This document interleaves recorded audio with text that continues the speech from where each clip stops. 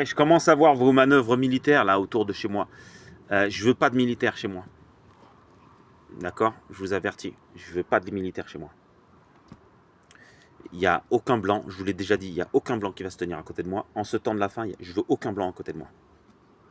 Alors je vous ai demandé les Espagnols ou les Suisses, c'est fini. Ni Espagnol ni Suisse. Vous avez été trop loin, vous ne comprenez pas en fait. Le problème c'est que vous ne comprenez pas. Donc vous me donnez les trésors de Salomon.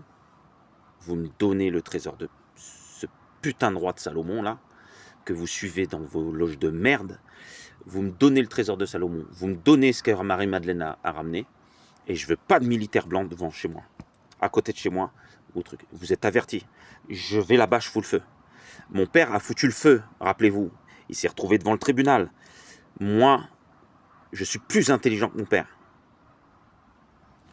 Faites attention. Moi, j'ai élevé mon âme. Mon père ne l'a pas élevé. Vous me suivez depuis que je suis tout petit. Vous commencez à me casser les couilles. Avec votre signal de merde. Ce qui va arriver va être terrible. Ce qui va arriver va être terrible. Je vais désorganiser votre sagesse maçonnique là, de merde, de templière de merde. Ouais. Il n'y aura pas de militaires à côté de chez moi. Entendez-moi bien.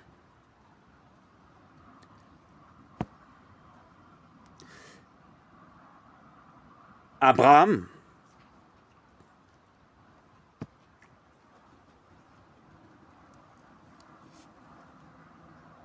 le père d'Abraham, fabriquait des statues, des idoles. Son frère fabriquait des statues et des idoles.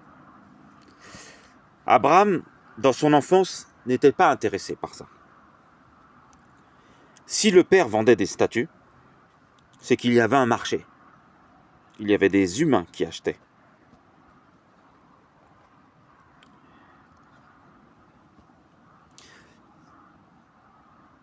C'était un commerce florissant, puisque le père d'Abraham était très riche. Le frère d'Abraham faisait des statues, des idoles, en métal. Nahor faisait des idoles en métal et les vendait. Donc il avait un marché beaucoup plus prometteur. Donc Abraham était dans un milieu de marchands riches.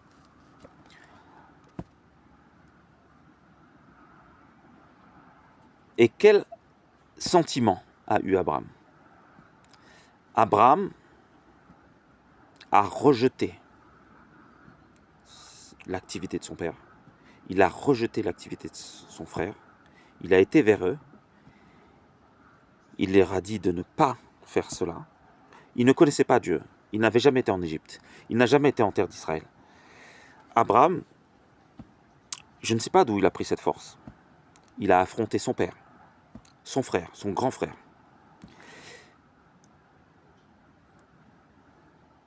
Vous vous rendez compte?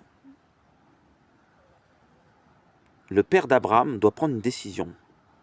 Soit il écoute son fils et il accepte de ne plus gagner d'argent,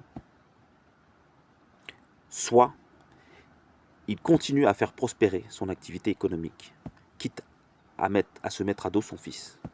Voilà le choix qu'Abraham lui a imposé.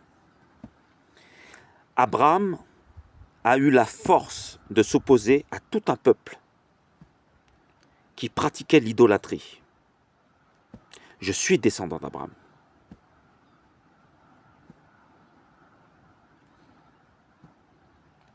Nous sommes gouvernés par l'ange Yahuel. Les descendants d'Abraham ont un ange de référence qui s'appelle Yahuel. C'est une puissance. Ai-je besoin de vous rappeler les hiérarchies angéliques? Yahuel est au fond de moi. Venez pas discuter avec moi de vos conneries. Je sais me faire assister de Yahuel.